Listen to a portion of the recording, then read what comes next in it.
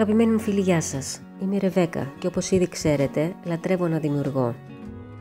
Σήμερα θα σας δείξω μια μινιατούρα που χειροτέχνησα και που ταιριάζει απόλυτα σε όσους αγαπούν τα βιβλία και το διάβασμα. Χρειάστηκαν αρκετές ώρες δουλειάς και ήταν λίγο δύσκολο για μένα να αποτυπώσω όλες αυτές τις ώρες σε ένα βίντεο. Έτσι σκέφτηκα να σας την δείξω μέσα από τις φωτογραφίες που τράβηξα και να σας δείξω βήμα-βήμα το ξεκίνημα και την ολοκλήρωση του δωματίου. Για αρχή λοιπόν εκτύπωσα εικόνες για καδράκια, τα οποία τα κόλλησα και σε ένα μακετόχαρτο και εκτύπωσα και την μπαλκονόπορτα. Ήθελα αυτό το δωμάτιο να έχει σαν θέμα το Παρίσι. Έπειτα εκτύπωσα αρκετά φύλλα και από τις δύο όψεις για να κάνω μια εφημερίδα. Δεν είναι γαλλική βέβαια, αλλά εσείς μην δίνετε σημασία. Φυσικά το δωμάτιο έπρεπε να έχει και ένα ρολόι. Εκτυπώσιμο και αυτό. Το κόλλησα όμως πάνω σε ένα κουμπί για να αποκτήσει υπόσταση. Ήρθε η ώρα και για τις σειρές βιβλίων. Στο διαδίκτυο βρίσκεις πληθώρα από αυτές. Εκτυπώθηκαν σε χοντρό χαρτόνι και διπλώθηκαν κατάλληλα όπως έδειχνε το πατρόν. Επίσης χρειάστηκα και ξέχωρα βιβλία. Τα εξώφυλλα επίσης εκτυπώθηκαν σε χοντρό χαρτόνι και για τις εσωτερικές σελίδες χρησιμοποίησα παλιές σελίδες βιβλίων, κομμένες όμως στο μέγεθος των δικών μου βιβλίων. Με δικό μου πυλό, κάποια άλλη φορά θα σας δείξω το πώς, και με ένα καλούπι έφτιαξα ένα στοιχείο μπορντούρα και το άφησα να στεγνώσει. Θα δείτε μετά το γιατί. Ήρθε η ώρα όμως και για το στήσιμο του δωματίου. Ένα παλιό βιβλίο ήταν αρκετό για αυτό που είχα στο μυαλό μου, όμως ήταν αρκετά μεγάλο και έτσι δημιούργησα υπερυψωμένο πάτωμα από χαρτόκουτα. Κόλλησα λοιπόν την χαρτόκουτα με τον τρόπο που βλέπετε στην φωτογραφία και έτσι ύψωσα το πάτωμα.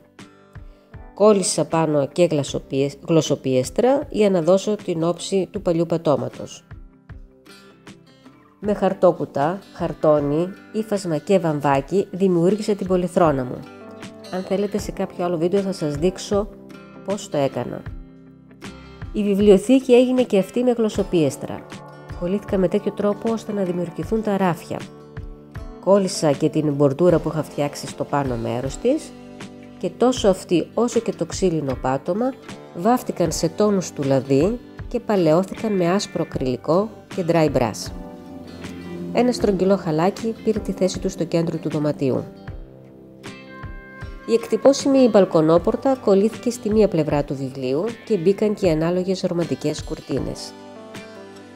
Τοποθέτησα τις σειρές των βιβλίων στα ράφια και κόλλησα την βιβλιοθήκη μου στον άλλο τοίχο του δωματίου. Το φωτιστικό έγινε με ένα λαμπάκι μπαταρίας, 3 καλαμάκια και μια βάση από μακετόχαρτο, κόπηκε ανάλογα με το ύφος που ήθελα να δώσω. Κόλλησα και ένα λεπτό χαρτόνι γύρω-γύρω και μια δαντέλα στο τελείωμα. Έτοιμο. Έτοιμα επίσης και τα μαξιλαράκια. Το ένα το βλέπετε πάνω στην πολυθρόνα και το άλλο πεσμένο στο πάτωμα.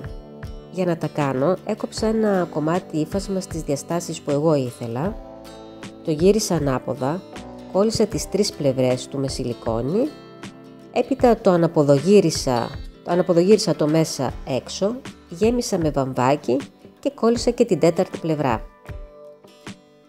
Σκόρπισα τα βιβλία μου στο πάτωμα, κόλλησα τα καδράκια και το ρολόι στους τοίχους και τι έλειπε? Μια γατούλα. Αγαπημένο κατοικίδιο των βιβλιοφάγων και περισσότερο της αδερφής μου, μιας και η μινιατούρα αυτή ήταν δώρο για την αδερφή μου. Την έφτιαξα λοιπόν με σύρμα πίπας. Για αρχή δημιούργησα τον κορμό και τα πόδια της, φτιάχνοντας 2 στενόμακρα πι. Στο πάνω μέρος των πι έστριψα ένα κομμάτι από σύρμα πίπας για να δώσω όγκο και να φτιάξω το σώμα της, αφήνοντας όμως ένα μικρό κομμάτι να προεξέχει για ουρά. Με το ίδιο υλικό, αλλά κάνοντας ένα στρογγυλό κομμάτι, σχημάτισα το κεφάλι και τα αυτιά της. Έβαψα τα μάτια της με μαρκαδόρο, κόλλησα μια χαντρούλα για μύτη και κόλλησα και τα μουστάκια της. Και έτσι έτοιμη όπως ήταν, πήγε και σκαρφάλωσε στον μπαράτσο της πολυθρόνας. Έτοιμη η μινιατούρα μου. Ελπίζω να σας άρεσε. Θα χαρώ πάρα πολύ να δω τα σχόλιά σας. Σας ευχαριστώ.